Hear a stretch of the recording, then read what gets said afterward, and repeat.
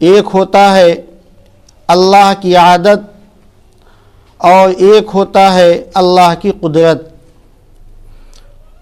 اللہ کی عادت اور ہے اور قدرت اور ہے۔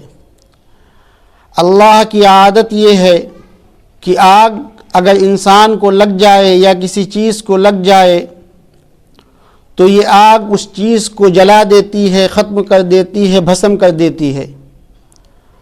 اگر ہم اور آپ آگ کے اندر کود جائیں، آگ ہمیں جلا دے گی، آگ ہمیں ختم کر دے گی۔ یہ اللہ کی عادت ہے۔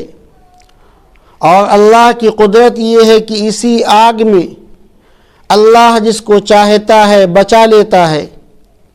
اس آگ کے اندر جو گرمی ہے، اللہ اس گرمی کو، اس حرارت کو، اس شدت کو اللہ تعالیٰ سلب کر لیتا ہے۔ جلانے کی قوت کو اللہ تعالیٰ ختم کر دیتا ہے۔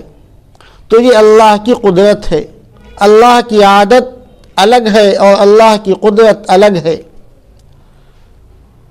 آپ چھری کو دیکھیے، اپنے اوپر چلائیے تو یقیناً یہ چھری آپ کے جسم کے ٹکڑے ٹکڑے کر دے گی۔ آپ جہاں پر چلائیں گے آپ کا گوشت کٹ جائے گا۔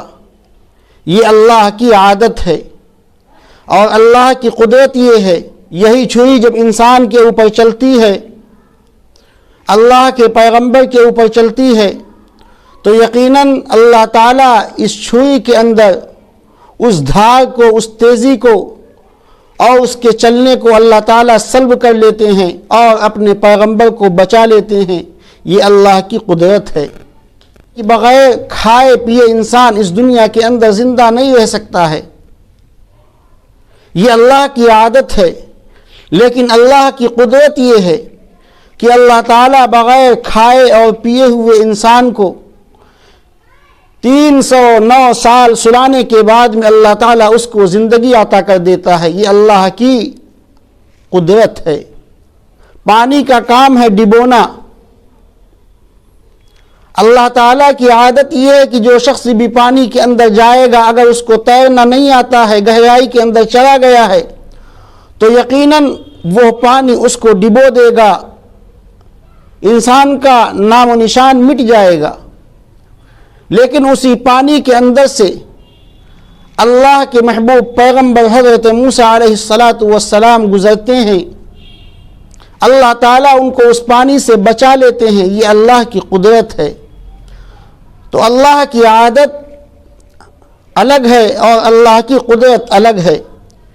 ٹھیک اسی طریقے سے اللہ کی عادت یہ ہے کہ بغیر مرد اور عورت کے ملے ہوئے کوئی شخص اس دنیا کے اندر نہیں آ سکتا ہے۔ یہ اللہ کی عادت ہے۔